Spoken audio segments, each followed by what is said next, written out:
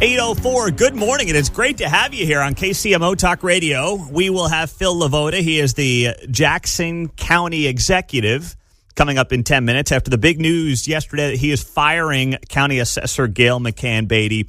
And later this hour, it is Ask Mundo Anything. Whatever you want to ask, your chance to do it is coming up at the end of the hour here on KCMO Talk Radio.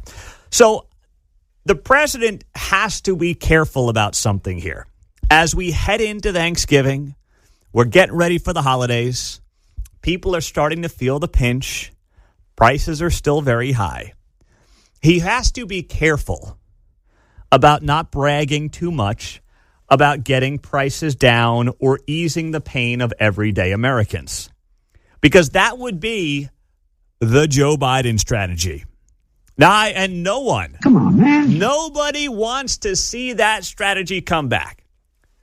Basically, the strategy you had under Joe Biden was to basically tell people the pain that they are feeling is not real.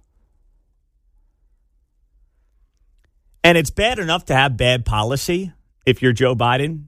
It was even worse to rub salt in the wound and say, no, you're doing fine. Stop. No, everything's, what are you talking about? Things are, no, things are going great.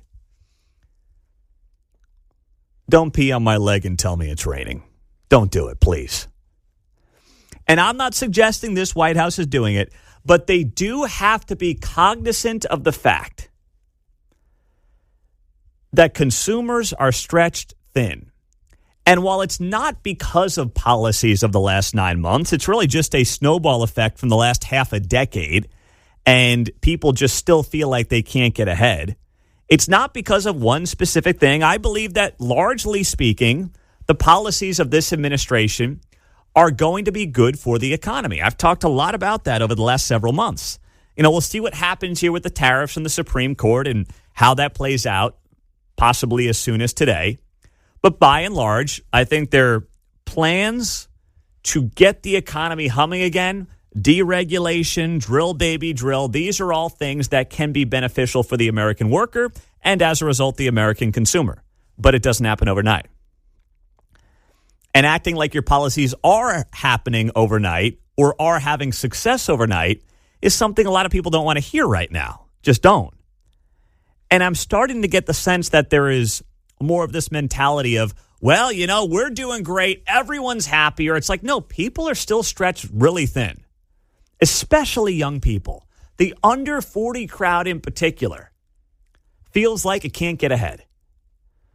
And one of the things that you saw last year in the election was younger people skew more to the right, especially young men, than they ever have. And if you don't deliver tangible results for that demographic, you're going to lose them back to the Democrat Party real fast. And you may lose them to guys like Zoran Mamdani.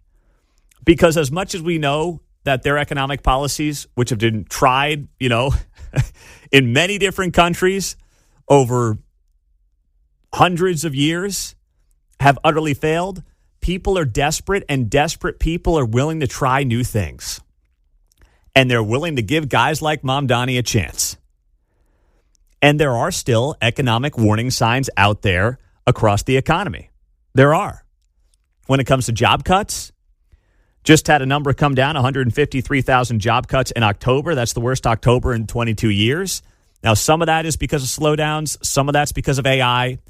Not all things that the White House really can control. But the point is there are warning signs out there. I saw yesterday a new stat that showed the median home buyer is 40 years old.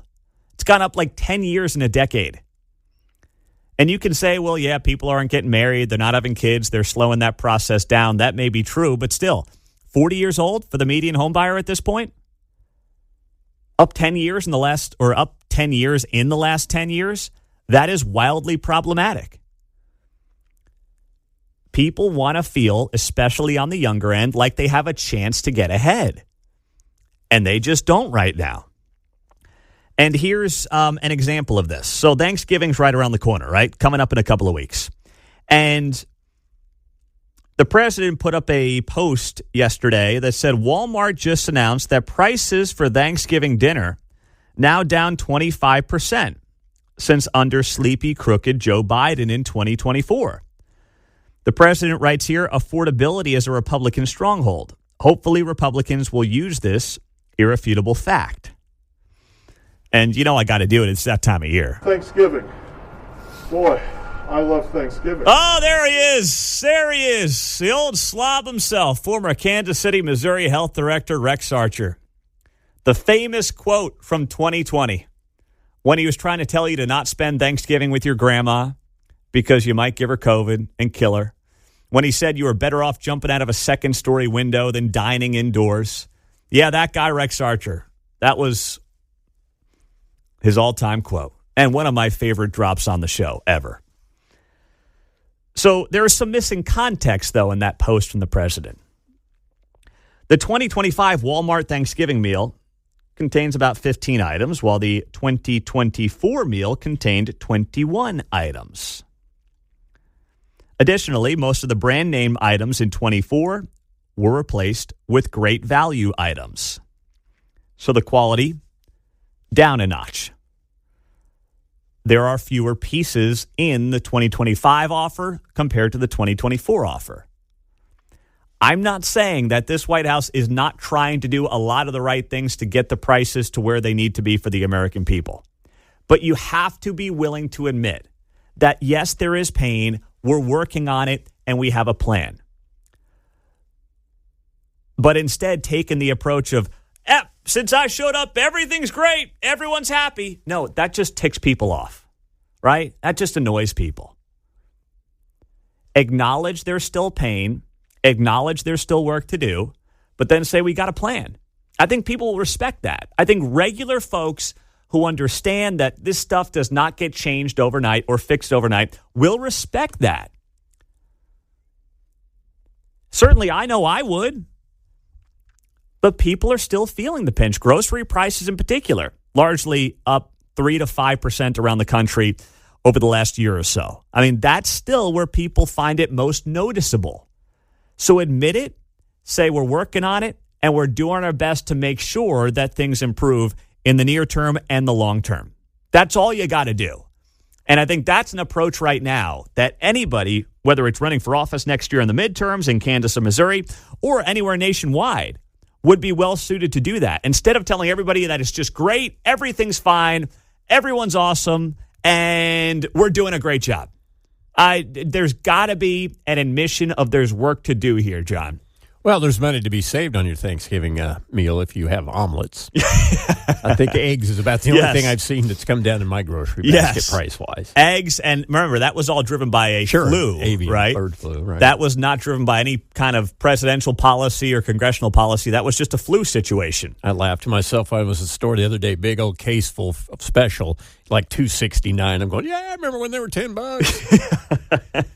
You know, I miss the days, though, when we could go into Costco and I could get the 36, I think it was a 36 rack of eggs. Right. They have not sold those in well over a year. They're only able to get 24 packs of eggs, which is fine. I just get 2 of them. 2 dozen per customer. Yeah, but they're limiting you on the size of the rack of eggs. I used to love that. I think it was a 36. It might have been a 48. I don't know what it was. It was a monster thing of eggs. But they have not sold those in a long time, John. Interesting. So we got to get that back at Costco. Make Costco sell 48 racks of eggs again, and then you got my vote. Or you want 3 dozen, 36s? Yeah, I'll take 36s or 4 48s. 2 24s? Yeah, whatever it takes, man. 220, 221, whatever. I used to get big old racks, and now we're down to just 24s. It happens.